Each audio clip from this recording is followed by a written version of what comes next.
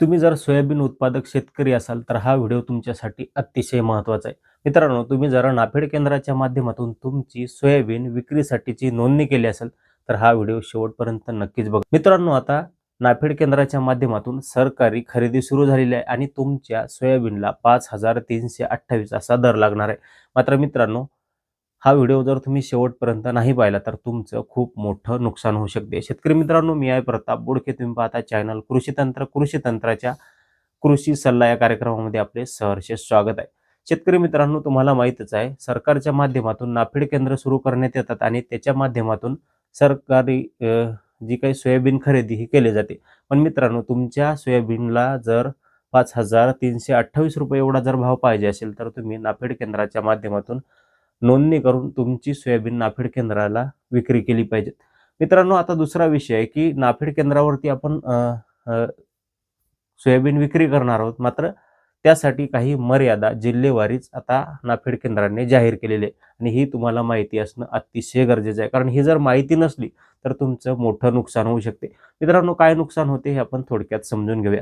मित्रांनो, जर तुम्हाला एका शेतकऱ्याला 20 क्विंटल सोयाबीन झालेलं आहे आणि ते संपूर्ण सोयाबीन घेऊन हा जर शेतकरी नाफेड केंद्रावरती गेला, तिथे मात्र त्याचं संपूर्ण सोयाबीन खरेदी केलं जाणार नाही. कारण तुमच्या जिल्ह्याची हेक्टरी मर्यादा जर 10 क्विंटल असेल आणि या शेतकऱ्याने हे जे काही संपूर्ण 20 क्विंटल जर काही सोयाबीन विक्रीसाठी नेलं असेल आणि त्या सातबाऱ्यावरती एकाच हेक्टरचं नोंद असेल सोयाबीनची, तर मित्रांनो, तर त्या शेतकऱ्याचं जे काही 10 क्विंटल सोयाबीन आहे ते खरेदी केलं जाणार आहे आणि उर्वरित 10 क्विंटल जे काही सोयाबीन आहे ते शेतकऱ्याला घरापर्यंत परत आणावं लागणार आहे. यामध्ये दुसरं नुकसान काय आहे शेतकऱ्याचं, की त्याला जास्तीचं भाडं लागणार आहे किंवा मग एखाद्या शेतकऱ्याला आता असं वाटलं, की आपण परत नेल्यापेक्षा आपण बाहेर कुठेतरी केंद्रावरती किंवा बाजार समितीमध्ये एखाद्या दुकानावरती आपलं सोयाबीन विक्री करायचं, तर त्यावेळेला काय होणार आहे, तिथे जर जो काही हमी भाव आपल्याला इथे नाफेड केंद्रावरती मिळणार आहे 5,328,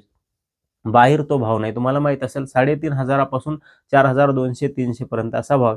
मग तुम्ही जर बाहेर तुमचं सोयाबीन विकलं तर काय होणार आहे, परत तुमचं तिथे नुकसान होऊ शकते कारण कमी तिथे भाव मिळू शकते. म्हणून कोणत्या जिल्ह्यामध्ये काय हमी भाव मर्यादा आहे किंवा किती क्विंटलची मर्यादा आहे हेक्टरी हे तुम्हाला माहिती असणं गरजेचं आहे. तर शेतकरी मित्रांनो, आपण आता ग्राफिकच्या माध्यमातून पाहूयात संपूर्ण माहिती. तर तुम्ही हा व्हिडिओ शेवटपर्यंत नक्की बघा कारण यामध्ये जे काही जिल्हे आपण सांगणार आहोत त्या जिल्ह्यामध्ये वेगवेगळी हेक्टरी मर्यादा सोयाबीन खरेदीची आपल्याला पाहायला मिळेल. चला तर पाहूयात ग्राफिकच्या माध्यमातून. अमरावती जिल्ह्यातील शेतकऱ्याकडून 17 क्विंटल 50 किलो एवढेच सोयाबीन खरेदी करण्यात येईल. अकोल्याची ही मर्यादा आहे 14 क्विंटल 50 किलो. यवतमाळमधील शेतकऱ्यांकडून 14 क्विंटल 30 किलो एवढी सोयाबीन खरेदी करण्यात येईल. नांदेड जिल्ह्यातील शेतकऱ्यांना ही मर्यादा आहे 13 क्विंटल 50 किलो. परभणी जिल्ह्यात तर तुम्ही शेतकरी असाल तर 13 क्विंटल 30 किलो एवढी सोयाबीन तुमची खरेदी केली जाईल. हिंगोली जिल्ह्यामध्ये 14 क्विंटलची मर्यादा आहे. वाशिम जिल्ह्यासाठी 14 क्विंटल 50 किलो. चंद्रपूर जिल्हा असेल तर 10 क्विंटल 75 किलो.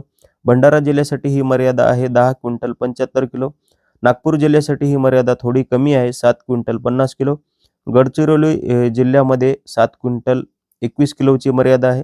बीड जिल्ह्यातील शेतकरी तुम्ही असाल तर 17 क्विंटल 50 किलो एवढं सोयाबीन खरेदी केलं जाईल. नाशिक जिल्ह्यातील शेतकऱ्यांकडून 15 क्विंटल एवढं सोयाबीन खरेदी केलं जाईल. सोलापूर जिल्ह्यातील शेतकऱ्यांकडून 15 क्विंटल एवढं सोयाबीन खरेदी करण्यात येईल. जालना जिल्ह्यातील शेतकरी असाल तर 15 क्विंटलची मर्यादा तुमच्या जिल्ह्याला आहे. नंदुरबारमध्ये 12 क्विंटल 50 किलोची मर्यादा आहे. कोल्हापूरमध्ये सर्वात जास्त मर्यादा आहे ती म्हणजे 24 क्विंटल 50 किलो. सांगली जिल्ह्यातील शेतकऱ्यांकडून 23 क्विंटल 35 किलो एवढेच सोयाबीन खरेदी करण्यात येईल. सातारा जिल्ह्याचे तुम्ही रहिवासी असाल तर 22 क्विंटलची मर्यादा तुम्हाला लागू करण्यात आलेली आहे.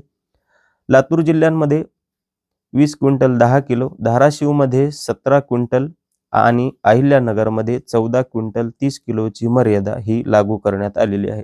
शेतकरी मित्रांनो, आपल्या चॅनलच्या माध्यमातून शेतीविषयक आणि योजनेविषयक नवनवीन माहिती तुमच्यापर्यंत आम्ही पोहोचत असतो. हा व्हिडिओ तुम्हाला नक्कीच आवडला असेल तर लाईक करू शकता. या व्हिडिओला जास्तीत जास्त लोकांपर्यंत शेअर करा जेणेकरून इतरही शेतकऱ्यांचा फायदा होईल. आणि शेतकरी मित्रांनो, तुम्हाला असेच माहितीपूर्ण व्हिडिओ पाहिजे असतील तर आमच्या चॅनलला सबस्क्राईब करा. आणि मित्रांनो, आजच्या व्हिडिओमध्ये आपण इथेच थांबूया. परत भेटूया नवीन व्हिडिओमध्ये.